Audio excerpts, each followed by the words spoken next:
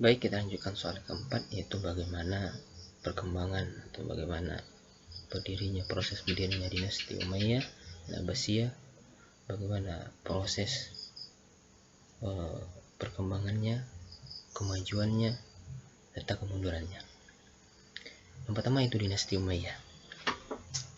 Dinasti Umayyah merupakan dinasti setelah pemerintahan khalifah,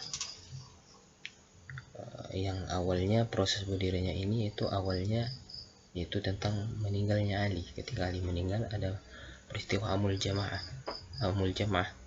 Maka inilah dasar sebelum berdirinya dinasti Umayyah. Namun sebenarnya setelah Ali meninggal itu sistem pemerintahnya dilanjutkan kepada anaknya, yaitu Husain. Namun Husain tidak sanggup akan hal ini. Kenapa Husain tidak sanggup? Karena melawan konflik banyaknya konflik. Ketika konflik pembunuhan Fitnah Utsman belum selesai, pembunuhan Ali juga belum selesai, banyak lagi konflik-konflik lainnya, sehingga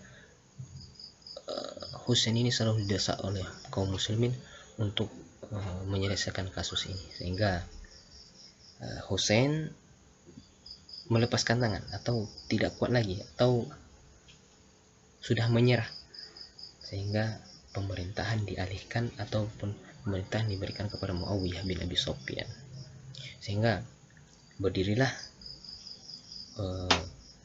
dinasti Umayyah yang dinisbatkan dari nama pendirinya, yaitu Muawiyah bin Abi Sufyan, yang berdiri pada tahun 651 Hijriah, kemudian tumbang pada tahun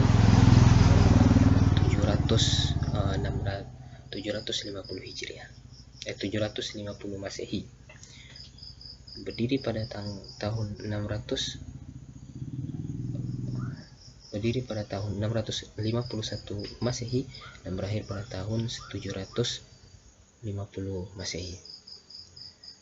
Tentunya dinasti Umayyah ini memiliki perkembangan yang sangat berkembang, terutama di dalam bidang wilayah dan bidang perpolitikan.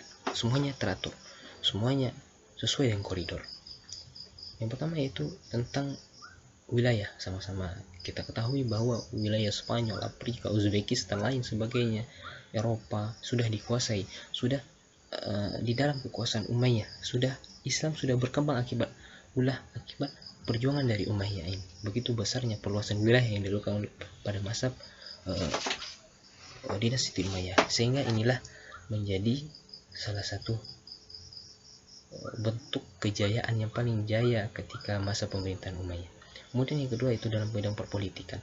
Ini bidang perpolitikan semuanya diatur tertata dengan rapi. Ada yang tunjuk sebagai penasehat, ada qadhinya, ada ditunjuk sebagai dewan hakim dan lain sebagainya. Nah, inilah kedua ini yang menyebabkan kemajuan yang pesat ataupun kebijakan-kebijakan yang sangat pesat ketika itu. Dan yang lainnya ada juga keputusan atau kebijakan membuat jembatan, membuat jalan raya untuk penyeberangan, untuk jalan ke sekolah-sekolah, untuk jalan-jalan, untuk jalan ke bukan sekolah, untuk jalan ke perdagangan, untuk perjalanan ke sini, ke dakwah ataupun lain sebagainya. Ini dilakukan oleh Muawiyah. Kemudian membentuk dewan pos, membentuk dewan mata uang yang ketika itu Malik Qadhi, yang ketika itu Khalifah Malik melakukan hal pengubahan mata uang pada zaman itu.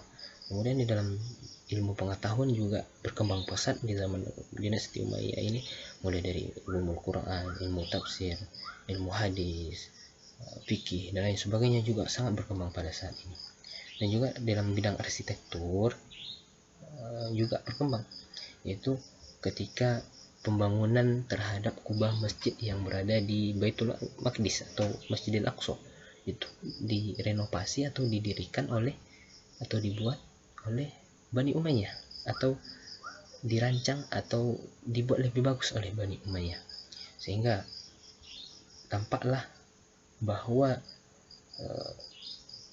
dinasti Umayyah ini berperan aktif, bahwa dinasti Umayyah ini memiliki kebijakan-kebijakan yang masih bisa kita rasakan, yang masih bisa kita lihat, yang tentunya memberikan keindahan pada waktu itu dalam bidang arsitektur.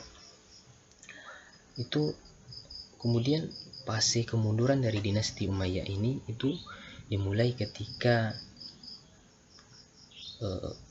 khalifah terakhir Marwan yang melakukan pemerintahan yang tidak sesuai dengan koridor.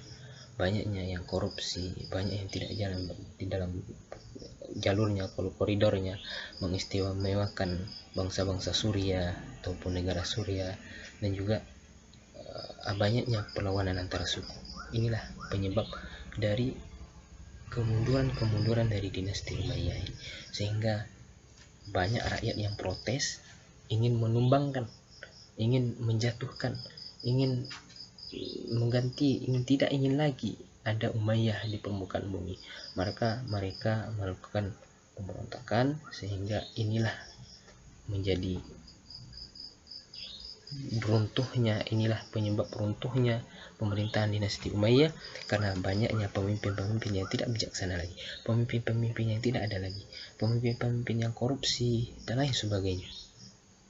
Sehingga inilah faktor yang terbesar dari kemunduran dinasti Umayyah. Jadi itulah bagaimana Umayyah itu berdiri dari tanggal 651 sampai 750 90 tahun menjabat, sampai akhirnya terputus, sampai akhirnya hilang begitu saja, sampai akhirnya hilang karena pemimpin-pemimpin yang tidak adil. Kenapa? Karena tidak berjalannya pemerintahan